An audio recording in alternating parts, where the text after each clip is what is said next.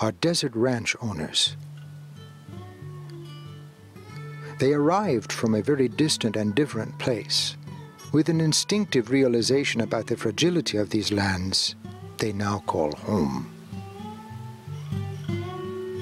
I came from New York City, and when I wanted water, I turned on a tap, and there it came, and I didn't think about it too much. I never thought about water being a precious resource.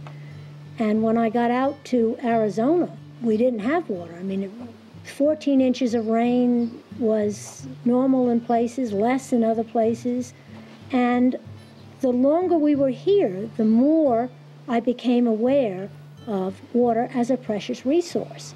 I think one thing that is good about somebody coming sort of from the outside to a new area with totally different concepts, different problems, is that you can look at it with a fresh eye. They are living a kindred dream as they are attempting to revitalize these ranch lands, utilizing techniques of holistic resource management. One of the problems with the Southwest, and in fact many parts of the world, is that it's not uncommon to get 10 to 20% of your annual rainfall in 45 minutes. When this happens, you get a tremendous amount of flooding, and none of that moisture actually gets into the ground, or very little of that moisture gets in the ground. It just flows off, and it takes with it a lot of topsoil, seeds, etc. What we're trying to do here is to slow that down and to reverse the process, to get that water to actually go into the ground. A trinchera is a loose rock structure that is used in areas way up in the hills where you can't get machinery, where you have rocks, and you start way at the top of a mountain and you work your way down. Like a scene played upon the landscape of ancient Mexico, the harvest of water is depicted once again.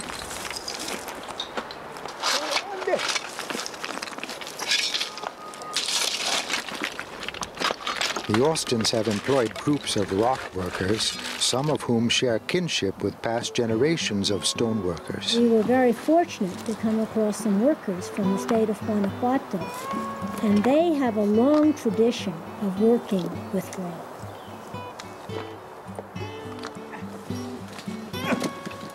To some of the men, the work is merely a job. But to the Gonzalez brothers, it is a skill born in the spirit of their forefathers. Pues allá nosotros, la mayoría del trabajo que aprendimos, diremos, desde pequeños, pues lo aprendimos de nuestros abuelos, de nuestros padres. En cuestión a las trincheras, pues ellos nos han platicado la historia desde algún trabajo, nos han platicado la historia desde qué año se comenzó y todo. Mis abuelos, ellos tienen pues recuerdos en cuestión de estos trabajos que ahora estamos ejercitando aquí, diremos.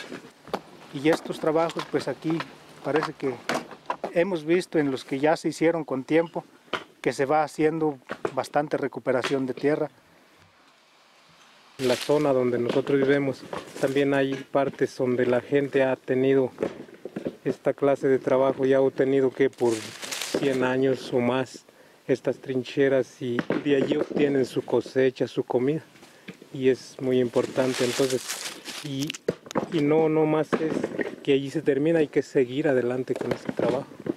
Cada año hay que subir en diferentes partes donde la tierra sube, hay que seguir trabajando y seguir adelante. There is a procedure to the work. Observation of the particular slope and contour of the land and stream bed is paramount in the design of the structure. For a loose rock structure, you have to have a good base. If you don't have a good base, it will actually collapse into the dirt or into the sand. What you would like is something to tie it into on each side, so it won't flow around the side. You want to have the structure so the lowest point is somewhere in the middle. The shape and the size of each stone determine its final position. Many such considerations are essential to ensure the stability and longevity of a trinchera.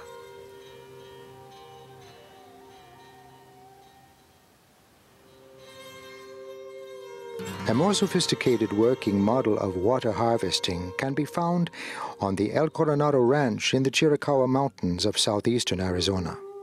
Among the isolated hills, the stream beds are terraced throughout with the crowns of stone walls. You know, we were very lucky where we started putting these loose rock structures here at El Coronado.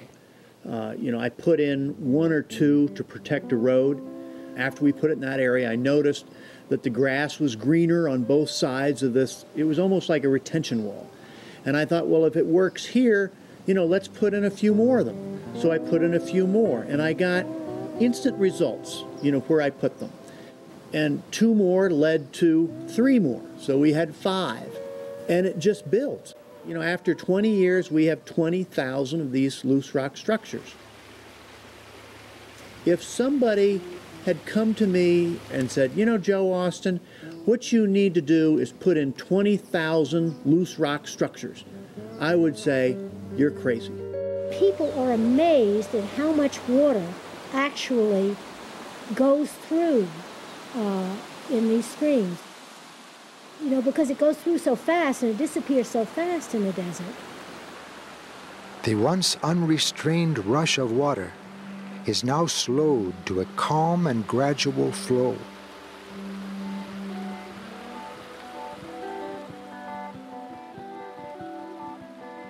Soot, dirt, and moss accumulate along the banks of the stream.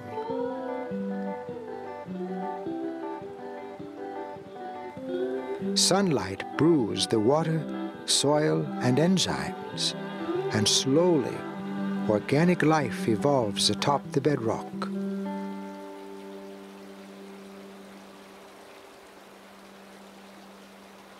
Grasses flourish over and about the stream side, and the collection of sediment is perpetuated. The measure of life is increased.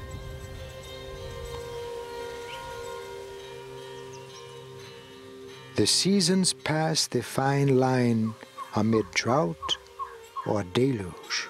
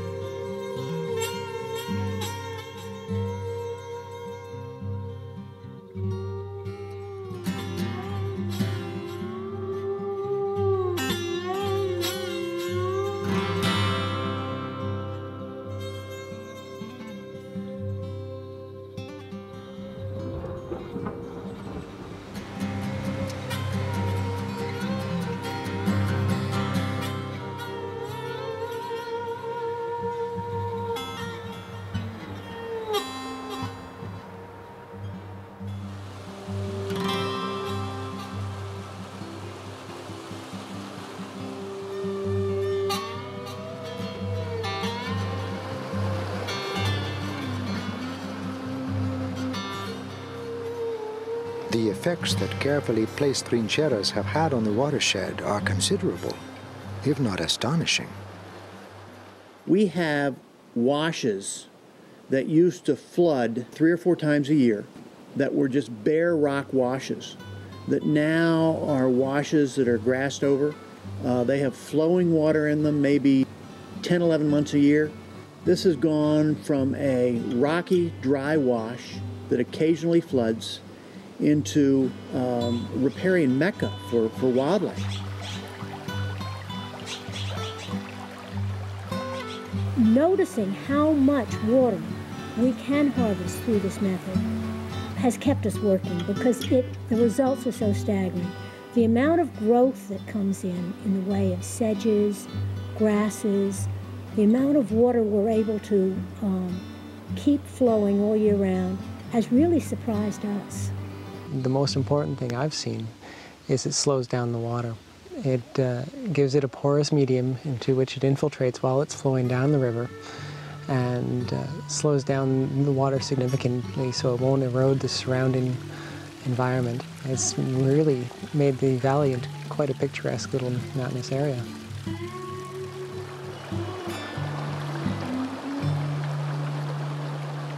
The circle of life, united once again.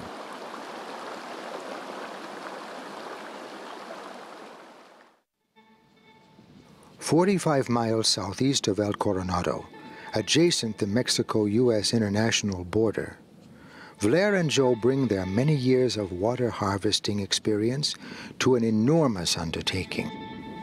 For generations, the wetlands of Rancho San Bernardino have sustained abundant life. This place is located along a major migratory corridor for countless species of wildlife. In the past century, mechanized farming and extensive cattle production have taken a severe toll upon the Cienega's delicate topsoil. The fiber-stripped earth is unable to absorb rainfall, which intensifies erosion when floods advance through the valley. Massive amounts of soil are carried away with every season of rain. It is a failing ecosystem, growing ever more void of sustained life. The goal of the San Bernardino Preservation Project is to re-elevate the water table by reducing the extensive erosion which has virtually swept the life away from this historic desert oasis. The hope is to restore the vitality which the San Bernardino area was known to have had in centuries past. We are fortunate to have a foreman, Jorge Garcia, who used to own one of the ranches that we now own in Mexico. He's open-minded, and this is what you need, somebody with a refreshing attitude that can look at it and say, well, I've never done it, but let's try it. He now looks at restoration as a saving grace of ranching. Tengo en suerte poder colaborar en los trabajos que están llevando a cabo en distintas partes en el estado de Sonora, especialmente en Rancho San Bernardino, los señores Austin. Trabajos encaminados a restauración y proyectos ecológicos. Se decidió que intentaríamos hacerlo a base de levantar los niveles de los arroyos que por ahí pasan, para tratar de devolver a una ciénega que de origen se encuentra los niveles freáticos que en antaño estuvieron presentes. To facilitate control of the San Bernardino watershed, a uniquely designed series of rock structures known as gabions are built. Each gabion is made to the specific dimensions of a stream bed.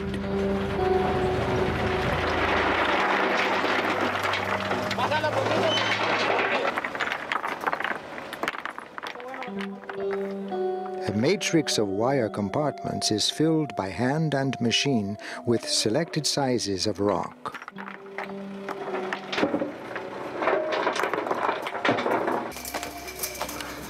Sections of galvanized wire mesh are cut and fit into the structure.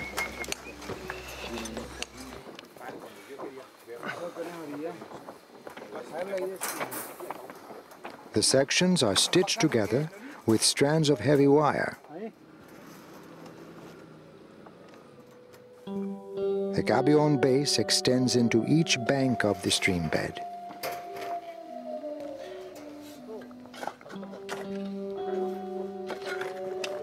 Vuelta.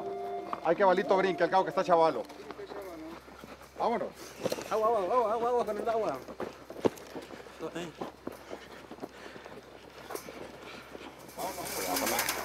Jálele, José. ¿Acá? Sí, otro poquito. Era hoy. Ahí estamos.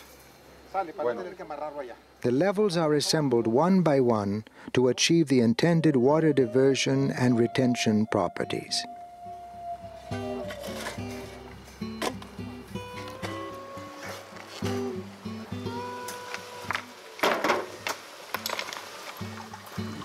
What the overall design of these structures is to slow down the flow enough to allow sediment deposition and raise the bed level of these streams. Once the bed level has been raised and there's water being held on the land, the overall hope is that the groundwater level will raise and restore much of the previous vegetation.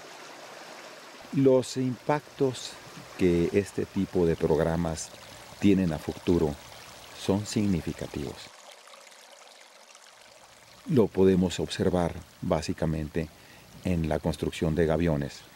El suelo, las condiciones, los zacates nativos que día con día aparecen en mayor grado, con esto recuperando la zona especial, la microzona, haciéndola mejor, haciéndola un poquito más abundante y por lo tanto con mayores beneficios para el entorno ecológico.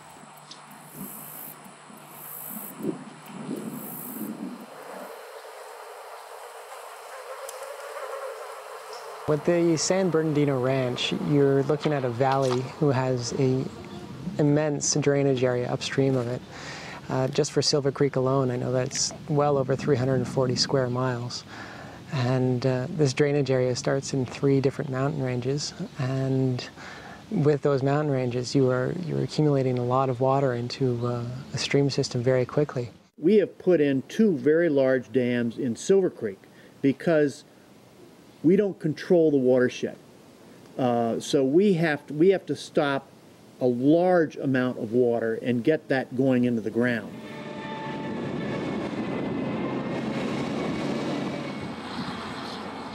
We built a huge berm that was half a mile wide, and in that particular berm, it filled up twice this year. It was a tremendous amount of water. We're still holding water back maybe a quarter of a mile. The foothills are contoured and reclaimed with earth movers. Eroded washout that occurs in these surrounding uplands will be minimized with the placement of gully plugs. Extensive reseeding with native grasses will follow. Cottonwood and willow pole plantings will be implemented to regenerate riparian vegetation.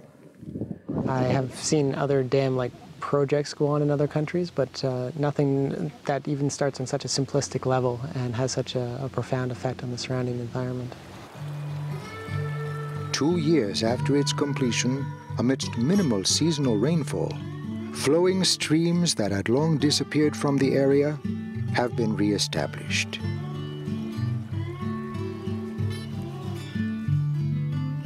In 2001, the North American Wetlands Conservation Act granted to initiate essential habitat restoration on the Rancho San Bernardino. We're here right on the Mexican border on San Bernardino National Wildlife Refuge. There's a border between the United States and Sonora, Mexico. San Bernardino Refuge is a pretty special place. This whole valley is a pretty special place. The amount of interest, the amount of time, and the amount of money that has gone into helping restore this watershed is tremendously significant.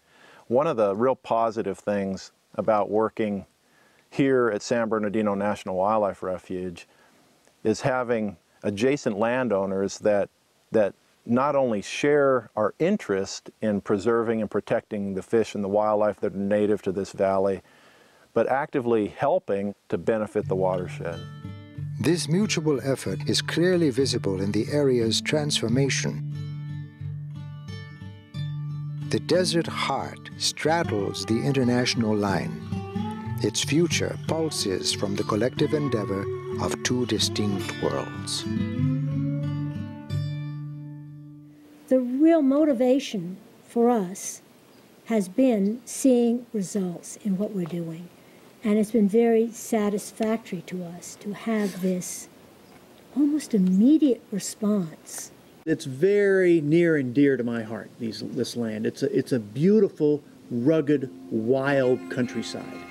Now when we ride out over those lands, we see little streams running, we see grasses on the hillside, we see a different landscape. I never thought I could save the world. But what I hope I can do is save a little piece of the world. I want to be able to protect this land for future generations. En la misión que se han echado a cuestas los Austin, es a veces difícil de entender. Pero estas gentes, con un corazón del tamaño del mundo, están buscando cómo beneficiar sin buscar retribución las condiciones ecológicas de los lugares en donde ellos están involucrados. The ways of the ancient past have come full circle, with the more systematic placement of loose rock trincheras and the larger-scaled construction of steel-caged gabions. These ways, attuned to the natural world, are simple and unmistakable. Build earthen walls to help harvest the random rains. The pulse of the world beats. Sprawling cities from both sides of the border are built upon economics and real estate deals, not water. Ancient aquifers are consumed at record pace. Water tables continue to decline, and so politicians and engineers offer bigger and bigger schemes. Our recent past has no future, and we know this fact. But we have a remedy. Imagine there is a guitar, one we have neglected to play for centuries. The melody of this instrument is simple and clear. The strings are rock. The tuning is erratic, like the rains. But the song belongs here. We can pick up the instrument and face the music. If we listen to the voices from the past, we can have a future.